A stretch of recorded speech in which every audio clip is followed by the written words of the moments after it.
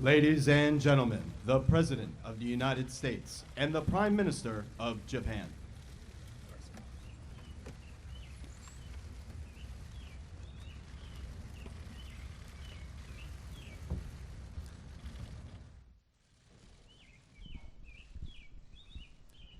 Thank you very much. Today I'm greatly honored to welcome my good friend, Prime Minister Abe of Japan, to the White House. Over the past 16 months, the Prime Minister and I have worked closely together to address common challenges, of which there are many, seize opportunities, and advance the interests of our nations. Today, we have had another deeply productive and very valuable discussion. We have developed not only a strong working relationship over the last year and a half, specifically 503 days, but a great personal friendship. I was honored by the tremendous hospitality the Prime Minister showed me when the American delegation went to Japan last year. It was really something very special. And we had the Prime Minister and Mrs. Abe as our guest at Mar-a-Lago in Palm Beach. The steadfast alliance between Japan and the United States is an enduring force of peace and stability in the Pacific region and around the world. From the beginning of my administration, the Prime Minister and I have been working to expand our cooperation in a range of areas, including defense and commerce, which is what we discussed today, as I prepare to meet next week with Kim Jong-un. And I want to bring up the fact that the Prime Minister and also President Moon of South Korea were extremely helpful, cooperative, and they'd like to see something happen. Be great for North Korea, South Korea, be great for Japan, the United States, and the world. Our partnership has been invaluable in reaching this important moment, and we will continue to be in very close communication in the weeks ahead, including the issue of Japanese abductees, which I know is of great personal importance to Prime Minister Abe. I hope the upcoming meeting in Singapore represents the beginning of a bright new future for North Korea, and indeed a bright new future for the world. The denuclearization of the Korean Peninsula would usher in a new era of prosperity, security, and peace for all Koreans, North and South, and for people everywhere.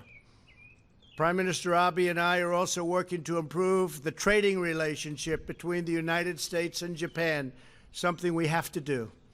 The United States seeks a bilateral deal with Japan that is based on the principle of fairness and reciprocity.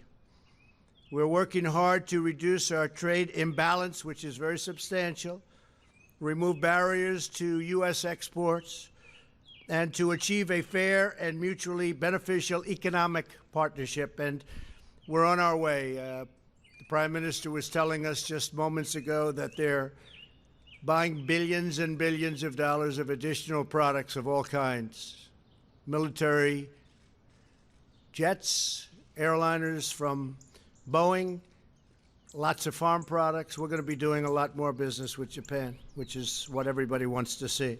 There has never been a better time to invest in the United States.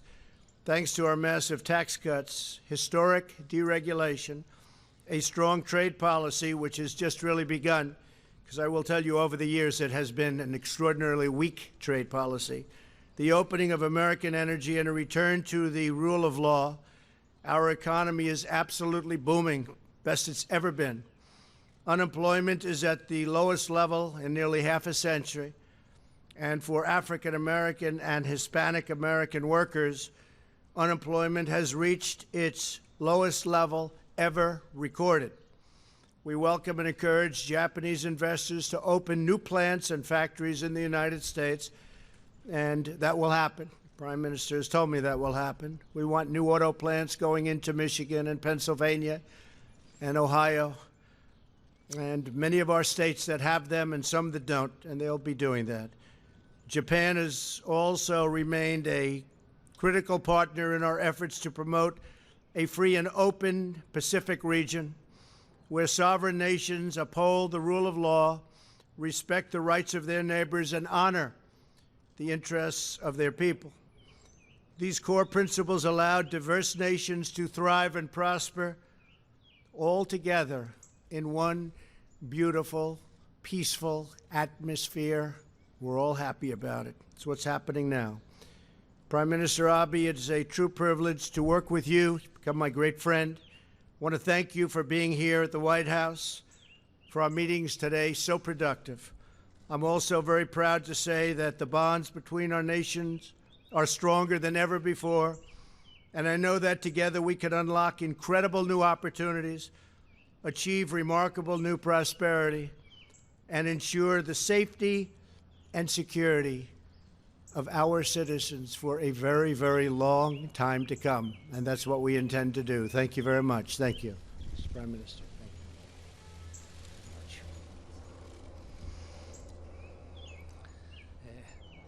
トランプ大統領、G7 サミット、そして米朝首脳会談を控え、大変お忙しい時に、こうしてこの温まる歓待をいただいたことに御礼を申し上げたいと思います。そして同盟国として常に私たちを温かく迎えてくれるアメリカの国民の皆様にも深く感謝申し上げたいと思います。5日後の米朝首脳会談、過去のどの大統領も成し遂げることができなかった決断を下したトランプ大統領の力強いリーダーシップに対して、まずこれからの敬意を表したいと思います。この1年半、私たちは本当に多くの時間をかけて、この問題について話し合ってきました。過去の過ちを決して繰り返してはならない。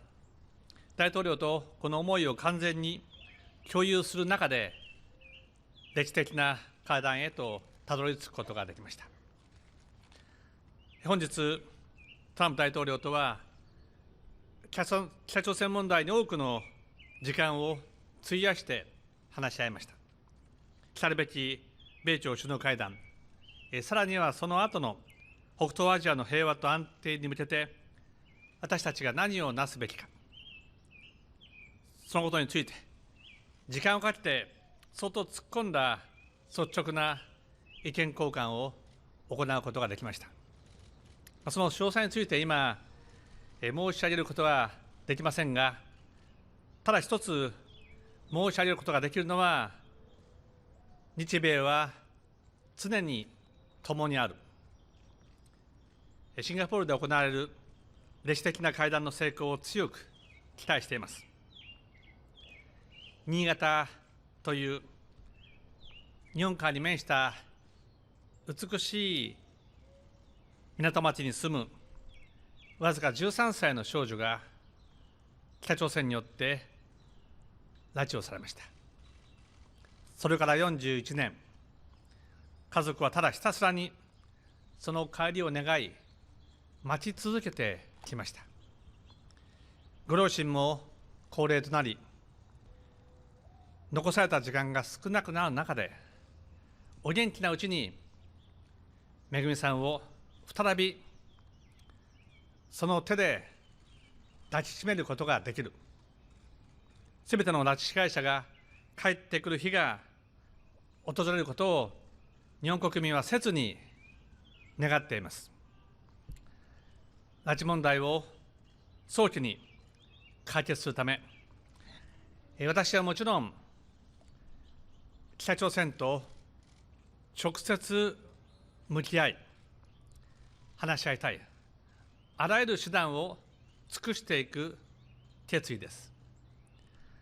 そしてこの拉致問題の解決に対するトランプ大統領をはじめ、アメリカ国民の皆様のご理解とご支援に、日本国民を代表して感謝申し上げたいと思います。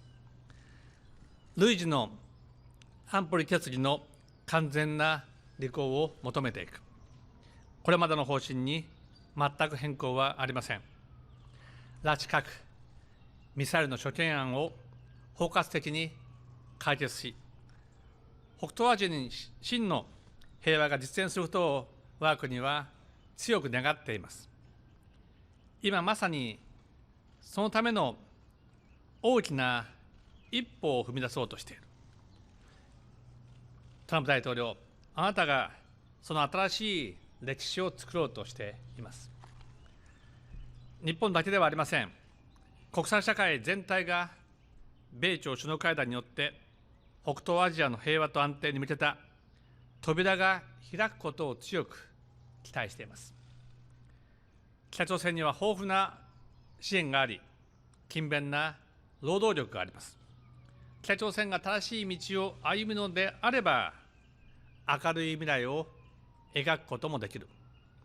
我が国も日朝平壌宣言に基づいて、不幸な過去を清算し、国交を正常化し、経済協力を行う用意があります。できる限りの役割を果たしていく考えです。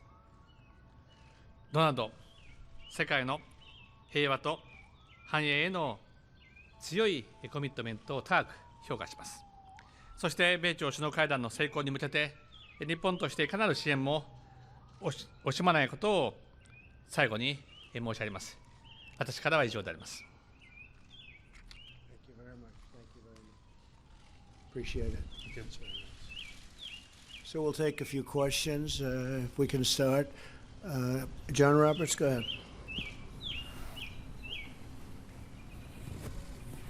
Mr. President, on the subject, and I have a question for the Prime Minister as well. On the subject of North Korea, how far are you willing to go in terms of economic, security, political guarantees with Kim? Are you willing to move down the road toward normalizing relationships, normalizing relations with North Korea, as the Prime Minister suggested he was willing to at some point? You teased us as well out on the South Lawn here last week. You said that you might sign a peace deal to end the war. Where are you with that? And what was in the letter? Well, the letter was just a greeting. It was really very nice. Perhaps I can get approval to put it out. It was really a very warm letter, a very nice letter. I appreciated it very much. And nothing other than we look forward to seeing you, and we look forward to the summit, and hopefully some wonderful things will work out. So it was really very warm, very nice. We appreciated it. I think, John, that we are going to we're going to have a great success. I don't think it will be in one meeting. I think it'll take longer than that. This has been going on for many, many decades. This is something that should have been solved by other presidents, as I've said often before, long before this point. They waited till the last second, and they shouldn't have waited. This should have been solved by many others. I'm not just saying President Obama. I'm saying other presidents. A long time ago, this could have been solved in a lot easier manner and a lot less dangerous manner, but it wasn't, so I'll solve it, and we'll get it done. As far as the Prime Minister is concerned, we will agree, and we have agreed, that we're going to be helping, if the deal is done, we're going to be helping North Korea. We're going to be working with China. We're going to be working with South Korea. President Xi of China has been terrific. The border has been certainly more closed than ever before. I'd like him to close it a little bit more, but it's been more closed than ever before. China has never worked with us this way, and you know, I give him a lot of credit because, as you know, we're in a dispute as to the imbalance of trade. It's a massive imbalance in China's favor. It's been that way for many decades, and it should have also been handled by previous presidents, but it wasn't. So we'll handle that too. But I give President Xi tremendous credit, and I give President Moon tremendous credit. He really would like to see something happen. They've been living with the threat of war from their beginning, and it doesn't make sense. And I really believe that Kim Jong-un wants to do something. I think he wants to see something incredible happen for the people of North Korea. So we have a lot of great opportunities right now. Shouldn't have waited to this point, but we have a lot of great opportunities. John, please. Again, Mr. President, would you be willing to go so far as to normalize relations with North Korea? And what about the idea of signing some sort of an agreement on the 12th to end the war? Well, it could be. We could sign an agreement. As you know, that would be a first step. It's what happens after the agreement that really is the big point. But yes, we could absolutely sign an agreement. We're looking at it. We're talking about it with them. We're talking about it with a lot of other people, but that could happen. But that's really the beginning. Sounds a little bit strange, but that's probably the easy part. The hard part remains after that. Normalizing relations is something that I would expect to do, I would hope to do when everything's complete. We would certainly hope to do that. I know that Prime Minister Abe and President Moon have told me very strongly that they are going to go and they will help them economically tremendously. Japan has a tremendous stake, and so do they. We, on the other hand, are very far away. We're very, very far away. But Japan will be helping. I believe China will be helping economically also. I think China wants to see something very good happen, very positive happen. And certainly South Korea has already stated their intentions. They will be very helpful. So there are a lot of good factors lined up for North Korea, a lot of tremendous factors that give it tremendous potential. It has tremendous potential because the people are great. And we would certainly like to see normalization, yes. And Prime Minister Abe, if I could address you as well. We know how important an issue the abductees is for you. President Trump said at Mar-a-Lago during your last meeting that it's a very important issue for him as well. We know about the medium-range ballistic missiles. Did you get an assurance from President Trump that he would address both of those in his first meeting with Kim?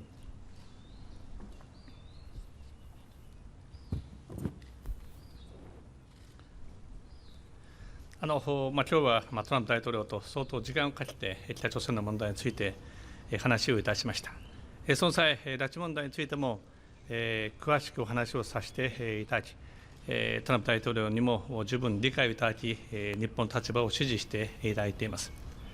そして、昨年、トランプ大統領は日本を訪問した際、拉致被害者のご家族、先ほど申し上げた13歳の少女のお母さんとも会っていただき、真剣に彼らの声に耳を傾けていただきました。そういう意味で、トランプ大統領には、この拉致問題について、世界の指導者の中で最も理解をしていただいている指導者だと思っております。この米朝首脳会談においても、この重要性について、金正恩委員長に説明していただけるものと思っております。そして、果たして中距離弾道ミサイルがどうかという話でありますが、我々は先ほど申し上げましたように、安保理決議についてですね、このすべての大量破壊兵器、そしてあらゆる弾道ミサイルという記述があるわけであります。つまり、この安保理決議をしっかりと履行していくということについては、日米はもちろん国際社会とともにその目的を共有していると確信をしております。じゃあ、ユサさん、TBS のユサさんどうぞ。TBS テレビのユサと申します。よろしくお願いします。トランプ大統領と安倍総理に伺いたいと思います。トランプ大統領、北朝鮮の非核化をめぐって最大限の圧力という言葉は使っておりませんけれども、圧力路線というのは弱まったんでしょうか。また、非核化の期限についてですが、任期が終わる2020年が一つの目処になるんでしょうか。安倍総理にお聞きします。圧力のかけ方、そしてそのトーンについては、日米で完全に一致しているのでしょうか。改めてお聞かせください。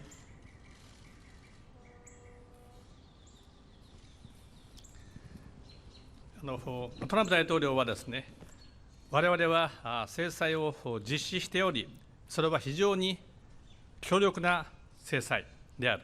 そして北朝鮮が行動するまで制裁は解除しないと述べておられます。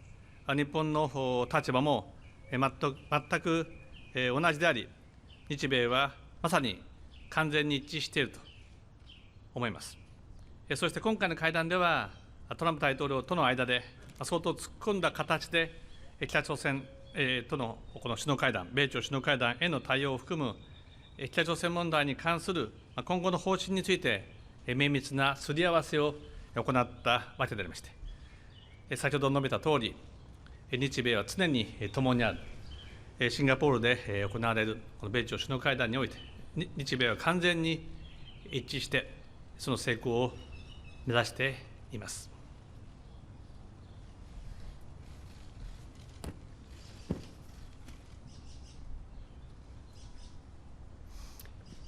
Yes, thank you very much. Maximum pressure is absolutely in effect. We don't use the term anymore because we're going into a friendly negotiation. Perhaps after that negotiation, I will be using it again. You'll know how well we do with the negotiation. If you hear me saying we're going to use maximum pressure, you'll know the negotiation did not do well, frankly. There's no reason to say it. We, in the meantime, haven't removed any sanctions. We have a list of over 300 massive, in some cases, sanctions to put on North Korea, and I've decided to hold that until we can make a deal, because I really believe there's a potential to make a deal, and I just don't think it's nice going in under those circumstances. But yes, the campaign hasn't changed. China has continued to hold the border. We, again, would like them to do more in that sense, but they've been really good, and the president has been very good. But maximum sanction is there. We are leaving all of the existing sanctions on. We have many, many sanctions to go, but I don't want to use them unless it's necessary. And I don't think it will be necessary, but we will soon know. Okay? Thank you. Sager Njeti. Where's Sager? Daily Caller. Thank you, Mr. President. I have a you. question for the Prime Minister as well. Mr. President, under what you've said repeatedly that you are willing to walk away from the negotiations if they don't do well. Under what exact conditions would you be walking away from that summit? And if the summit does go well, will you be inviting North Korean leader Kim Jong-un to the United States? Well, the answer is yes to the second part of your question, but certainly if it goes well. And I think it would be well received. I think he would look at it very favorably, so I think that could happen. All I can say is I am totally prepared to walk away. I did it once before.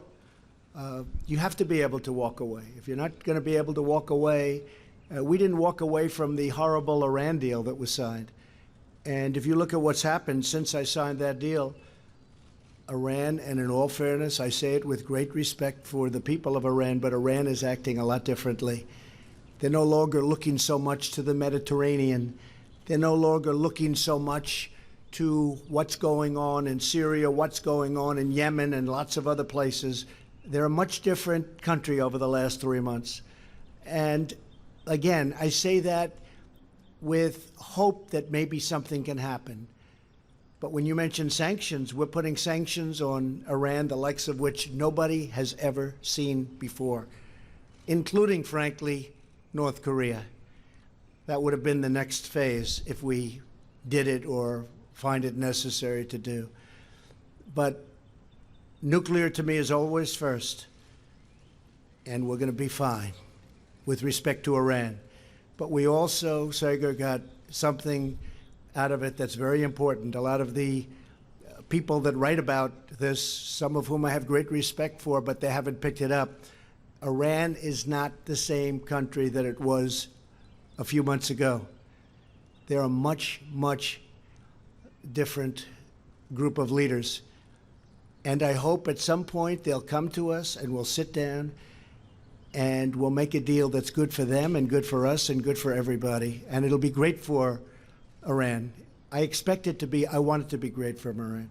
But if they would have walked our side from some of the horrible provisions that you know as well as I do, and probably everybody sitting here knows, we could have had a great deal.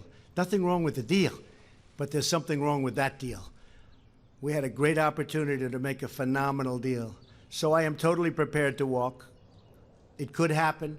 Maybe it won't be necessary. I hope it won't be necessary to walk, because I really believe that Kim Jong-un wants to do something that is going to be great for his people and also great for his family and great for himself. Okay? Thank you very much. Sir, if you do invite him to the White House, or to the United States, would it be here at the White House or at Mar-a-Lago? Maybe we'll start with the White House. What do you think? Mr. Prime Minister, you are the only major world leader not to have a sit-down or a planned sit-down with Kim Jong-un. You hinted in your address today that you would be willing to do so on the matter of abductees. Do you have any plans currently to do so, and would it be focused solely on abductees, or would you be willing to have a separate denuclearization discussion with Kim Jong-un directly without the United States? Thank you.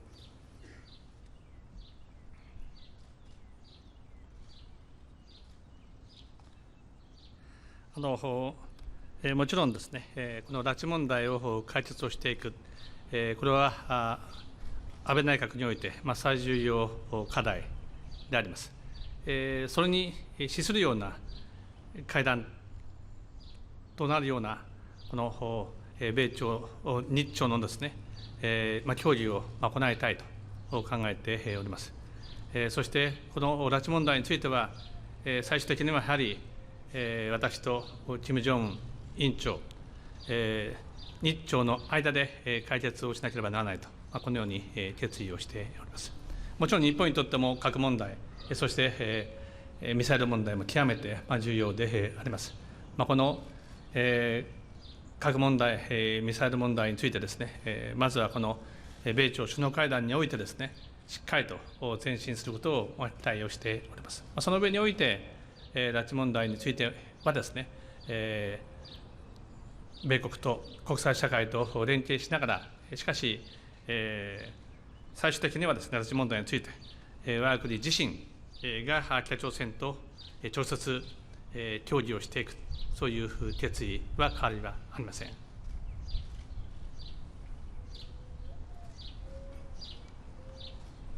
それでは林さんどうぞ。ありがとうございます。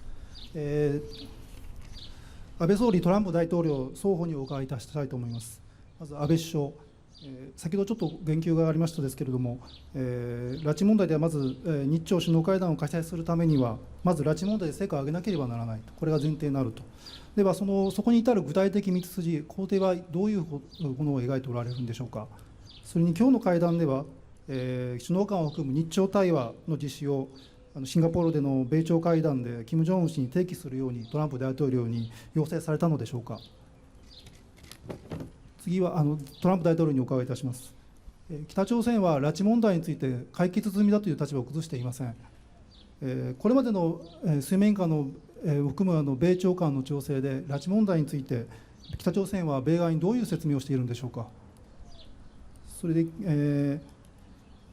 大統領ご自身、米朝会談で拉致問題を前進させるためにどう考え、どう働きかけ、どう取り組んでいこうということを、お考えになられておられ、今日安倍総理にお伝えになられたのか、ご紹介いただければと思います。Well, I can speak first because I will tell you on the Prime Minister's behalf that he very much talked about abduction. It was preeminent in our conversations.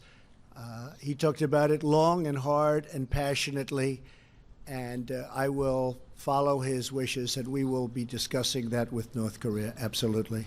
Absolutely. Prime Minister, go ahead. 4月のマララゴでの日米首脳会談について、本日、私から改めて今、大統領からお話があったように、拉致問題についてお話をいたしました。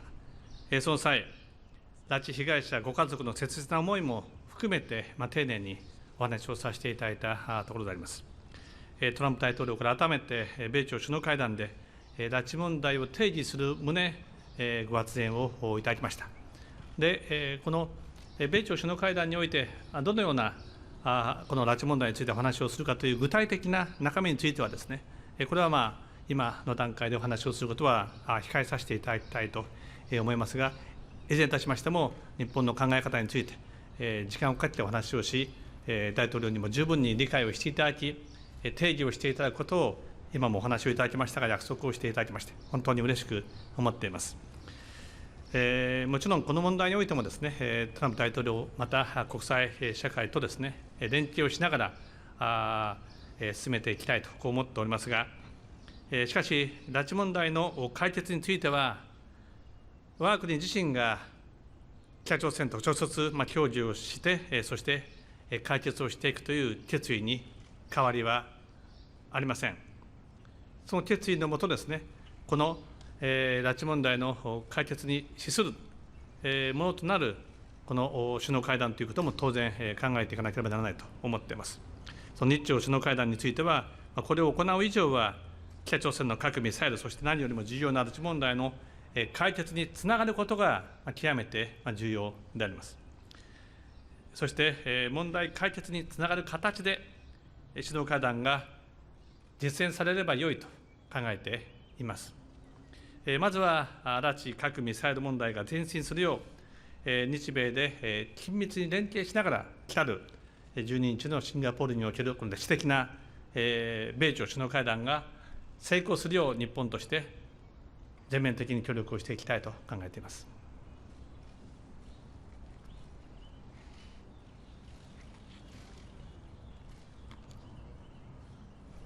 I'd like to just close by paying my highest respect and regards and love, frankly, I've gotten to know him very well, to the Warmbier family, the incredible family of Otto Warmbier, who was a brilliant, beautiful, terrific young man. And he has not died in vain, I can tell you that. He has not died in vain. So to the Warmbier family, our love and our respect.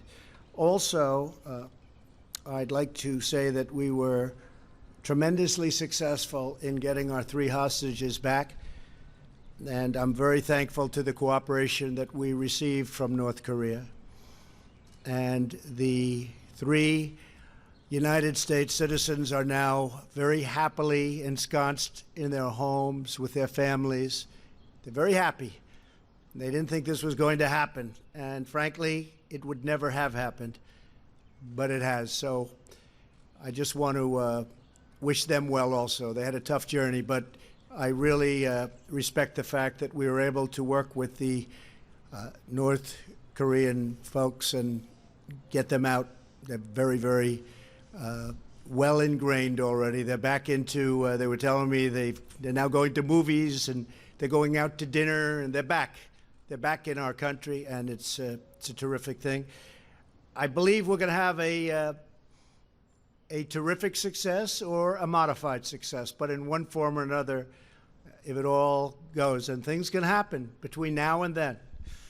But I know many of you are going, and I look forward to seeing you there. I look forward to traveling with you. It's a long way, but I really believe that we have the potential to do something incredible for the world.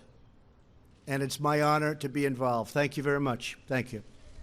Thank you.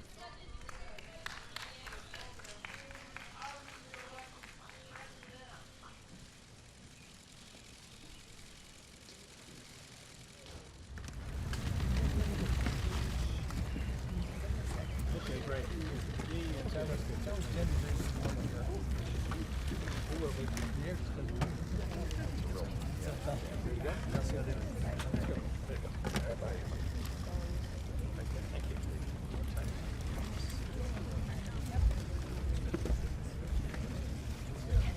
Safe travel. All right, General. Good to see you. Matt? Yep, thank you. See you there.